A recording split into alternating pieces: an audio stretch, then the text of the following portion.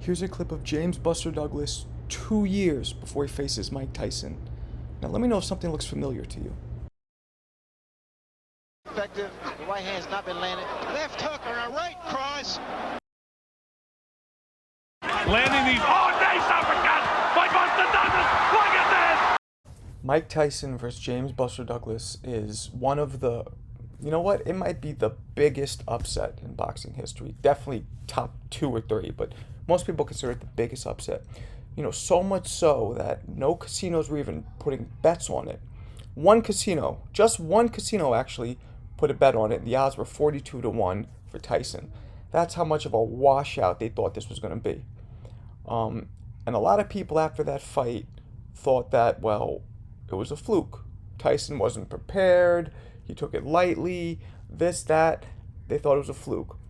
Now, let me start this by saying I'm from Manhattan. I'm from New York City. I live in Brooklyn now.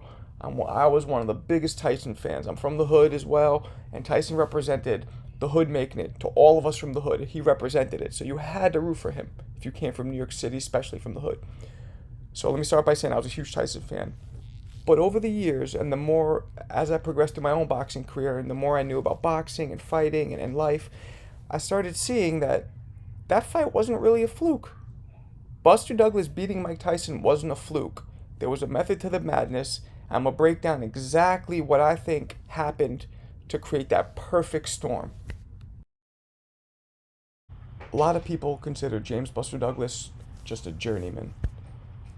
But what people don't realize was about 2 or 3 years before his clash with Tyson, James was already on the trajectory going upwards.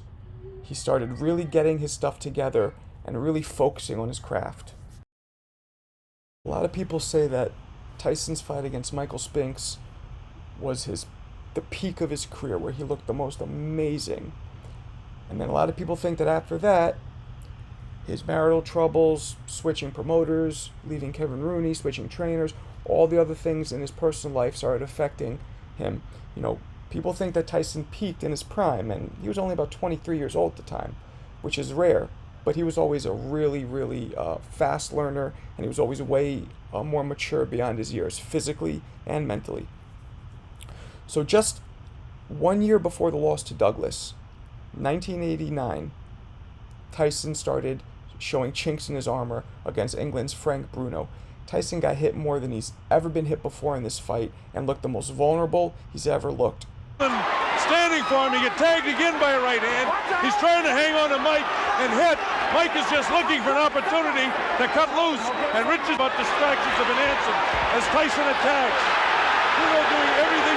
Now Frank comes very slowly. He was even wobbled for the first time Across the ring. He knows he's in with a bull. Tyson gets nailed with a left hook. Tyson looks wobbly as he attacks Bruno. Bruno continues to throw. Tyson was caught and wobbled. He's caught by a shot by Frank Bruno. Tyson trying to fight back, and Bruno. You see Frank continuing to hold with a left hand behind the head of Mike Tyson. Round 3 is an important round. Look, Bruno comes back and. Now Tyson ended up catching Bruno at the end and stopping him. But up to that point, it was the rockiest he's ever looked. A fighter cannot be saved by the bell as the big right hand lands. Tyson knows he's got him in big trouble. If he doesn't answer it, Richard Steele has moved in.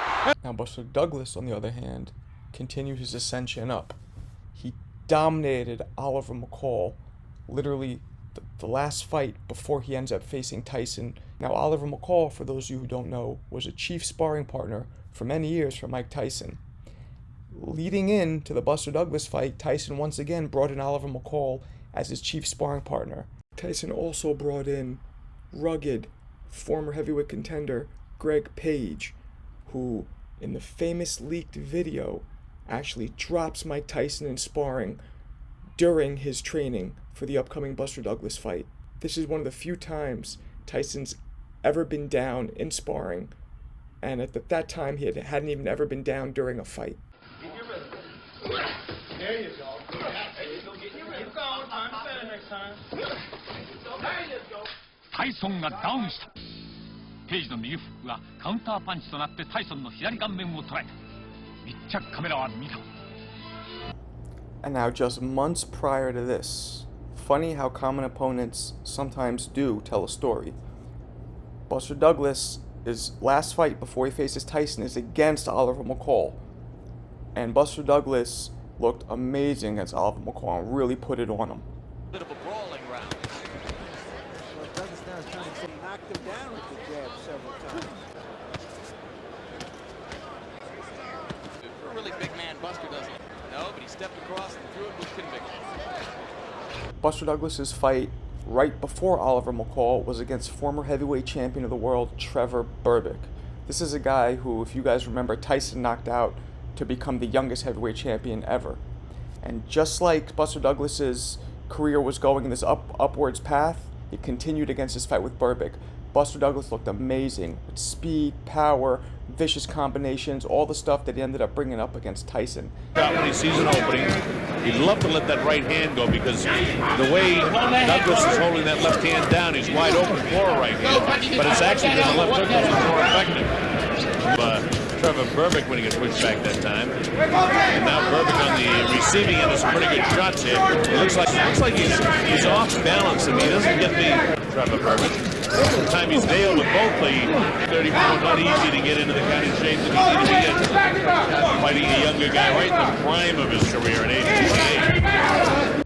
So following his fight with Oliver McCall, Buster Douglas was ready, and Mike Tyson had just beaten Frank Bruno, and they were set to clash in Tokyo for the heavyweight championship of the world, and it was supposed to be an easy blowout, a washout. Tyson was supposed to walk all over him. But as soon as the bell rang, Buster Douglas came out, and he was being very aggressive and showed no fear. You're talking about Octavio Miran. Oh, an uppercut got through that time by Buster. Look at that. Early on, it was also apparent that Buster Douglas was keeping Tyson at the end of his punches and maintaining amazing distance with a nice wide stance and having Tyson exactly where he needed him so he could land punches, but Mike with the shorter arms, shorter body couldn't hit Buster back. Can he keep that left going? Well, gee, there's a right hand that gets through. I'm talking about the big fights, and you see, oh, there's Mike missing that big left, and just great wants to drag this into some later rounds, but there was a real good, oh, big right hand landed that time. Buster's, if 2, 3, or 4 is in the clinches, Buster Douglas took every opportunity to exert his physical dominance over Mike by pushing Mike off of him. This also gave him the mental edge, not just the physical edge, and let Tyson know he's in for a rough night, and he's not intimidated. And you get the idea now that the adrenaline's pumping here in the 6th round. Mike has got to realize that this is his night and all of that sort of stuff, but of course one big shot. Even though the fight was pretty one-sided, Tyson did land some shots, some hard shots, but they did nothing. These same shots put other people out. Let's see if we can get back to that. Oh, instead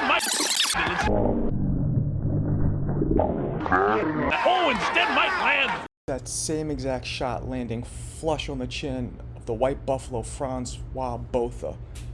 And this just shows you how hardcore strong Buster Douglas's mental fortitude was for this fight, not letting anything rattle him. Every shot fighter when you can't get off punches. So from that point on, Buster continues to maul Mike, landing powerful combinations, being aggressive with speed, and just really having his way in the fight. And the fact of the matter is, it's Buster that's making it the fight. It's landed by Buster Douglas.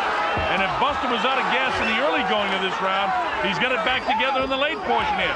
Grazing left hand. And then Buster starts landing a specific combination with a technique that very few fighters do. Buster does the 1-2-3, but it's not traditional. The traditional 1-2-3 is a jab, straight right, and then a hook. Buster does the jab, the straight right, and then finishes with another straight jab, kind of like a jab power punch, which most fighters do not expect. You know, while they're blocking, they'll block like this, and that last punch comes right down the middle and catches people. Shot again. He's down, he comes with the uppercut. Somehow or other, Buster's throwing shots back. Look at this!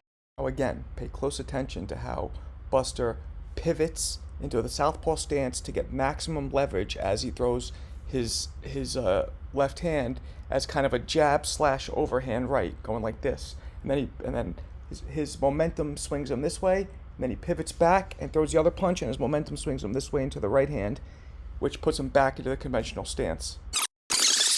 He's down, he comes with the uppercut. Buster's throwing shots. Look at this! Another fighter who does this very effectively is Manny Pacquiao. He has dropped and hurt tons of people with this punch because it's so unexpected and sneaky. Manny landed a little right hook in there. Great reflexes and timing where you can see these little openings that very few fighters can see. That's why he lives a lot. And now, in the 9th round, we see Mike Tyson wobbled for the 2nd time. First time was a slight wobble against Frank Bruno in the very last fight right before this one with Douglas, but this is the first time we've seen Mike badly wobbled. Now this let everybody know that the end is coming soon, and Buster was on his game, and this was not a fluke. Past the midway point in round 9, and I expected Mike. Look at this! Look at Bono, we got him again! Buster fights back strongly, landing some big shots, and now he can't get killers. Look at this! On the 10th round, which ends up being the final round, Buster Douglas goes in for the infamous and now famous killer combo, which ends up putting Tyson out for the first time ever and shocking the world. Buster's landing these. Oh, nice uppercut by Buster Douglas! Look at this! He's not. Now we're going to take a look again. I cannot stress how special and unique this combination is, especially for a big man, 6'4", 230, 40 pounds, Buster Douglas, to be able to shift and pivot from southpaw back to conventional just to get maximum leverage in his shots. Now another thing Buster Douglas did, why he had to reach over, is because he would keep that long distance, and the only way he could reach Tyson from the long distance that he kept was to completely lean forward and extend. And when he did that, he would pick up his leg and drag it with him, and that would create that serious snap in power and that really exceptionally long extension. And then he starts the combination, pivots his foot, turns southpaw, and then as he throws the last punch, the momentum throws him into going back to conventional. Here it is again. He starts traditional, throws a straight right, turns southpaw, and then as he's throwing the left, pivots his foot back and ends up back in the conventional stance. Well guys, that just goes to show you that anybody can lose in boxing at any time, and that's what makes boxing so exciting. Buster Douglas had unbelievable skill and talent, and this also shows the psychological aspect to boxing. When his mind was right and he was able to implement everything that he could do physically, we saw it. He looked like an Ali, like a Sugar Ray. I mean, he looked amazing that night with the movement, the power, the speed, the unorthodox switching of stances, his determination, his will, his aggression, his dominance, everything. I mean, he was even winning the punches after the bell that they were exchanging with each other. I mean, Buster Douglas had everything going that night. Now, Mike Tyson is still one of the greatest heavyweights of all time, and Buster Douglas is not. But that just goes to show you, it's boxing. Guys, thank you so much for watching. We really appreciate it. If you want anything else analyzed, or if you have any people you'd like us to interview, or any requests, please subscribe and follow us and let us know in the comments, and we'll make it happen. Peace.